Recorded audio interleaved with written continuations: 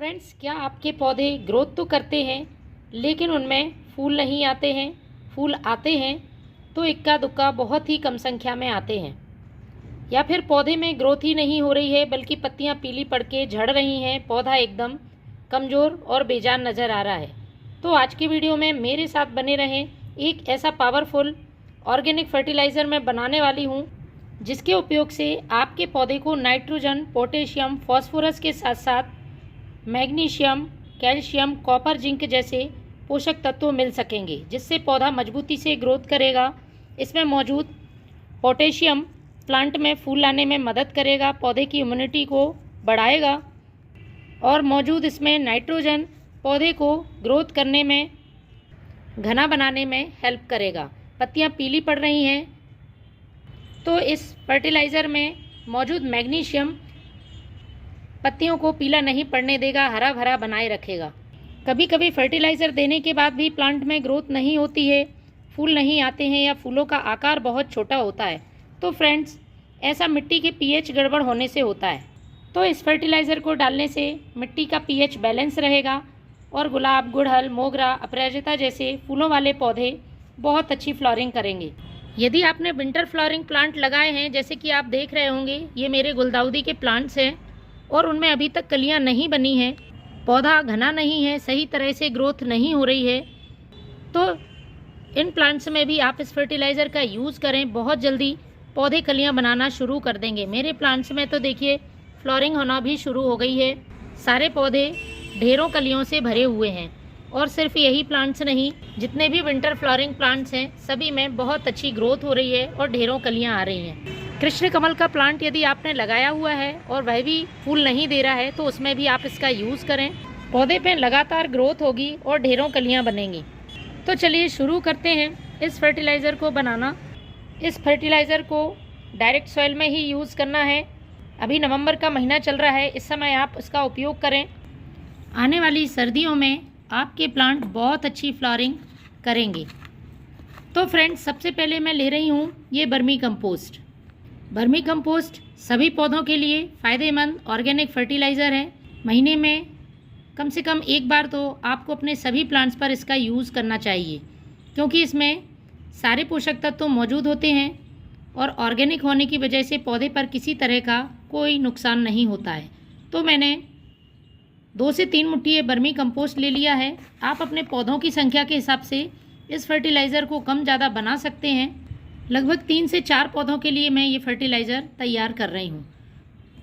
दूसरी चीज़ जो मैं ले रही हूँ वो है ये चाय पत्ती। मैंने यहाँ पर यूज़ की हुई चाय पत्ती का इस्तेमाल किया है। यदि आपके पास ये नहीं है तो आप फ्रेश टी लीफ का भी इस्तेमाल कर सकते हैं। यूज़ की हुई चाय पत्ती जब भी पौधों में उपयोग करें, अच्छी तरह से धोकर सुखाई गई हो, और मैंने इसको बनाने का तरीका भी अपने एक वीडियो में बताया हुआ है।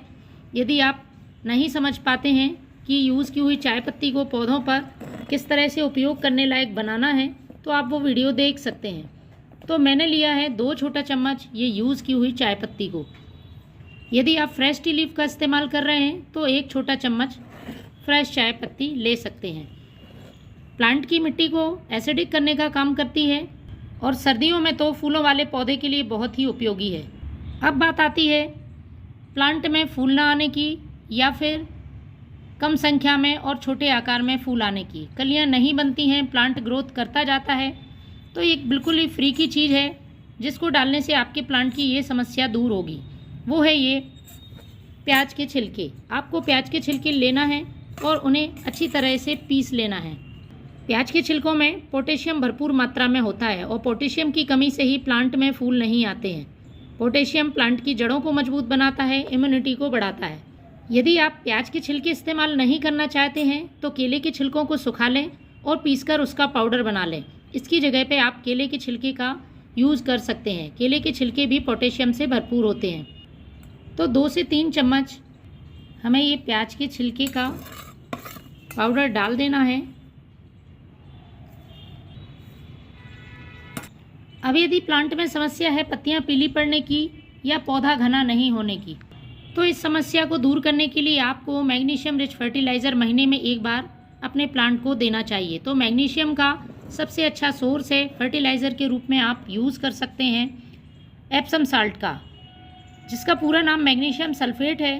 और फ्रेंड्स, पत्तियों को हरा भरा रखने के साथ ही इसमें मौजूद सल्फ़र पौधे को इंसेक्ट से भी बचाता है। मिट्टी में यदि स्लग, स्नेल जैसे इंसेक्ट हैं तो वह भी दूर रहते हैं। इसका यूज़ आप अपने सभी प्लांट्स पर कर सकते हैं, चाहे फूलों वाले हों, फलों वाले या सब्जी वाले। एप्सम साल्ट सभी के लिए महीने में एक बार ज़रूरी है, लेकिन हमें इसकी ज़्यादा मात्रा का यूज़ नहीं करना है। आधा छोटा चम्मच एप्सम साल्ट ले लेना है। इन सभी चीज़ों को अच्छी तरह से मिक्स कर लेना है। फ्रेंड्स, एक बहुत ही बेहतरीन खाद है सर्दियों का, और आप इसको अपने प्लांट पर यूज़ करेंगे तो आपको बहुत ही अच्छा रिज़ल्ट देखने को मिलेगा। तो चलिए अब हम इसे अपने प्लांट में डालते हैं। तो फ्रेंड्स, ये मेरे गुलदाउदी के प्लांट्स हैं, इनमें ही मैं आज इसका इस्तेमाल करने वाली हूँ, जिससे कि पौधे में लगातार ग्रोथ होती रहे और सर्दियों भर फूल आते रहें। तो आपको प्लांट की सॉइल स्टेम से दूर चारों तरफ से थोड़ी थोड़ी हटा लेनी है। एक दिन पहले आप मिट्टी की अच्छी तरह से गुड़ाई कर दें।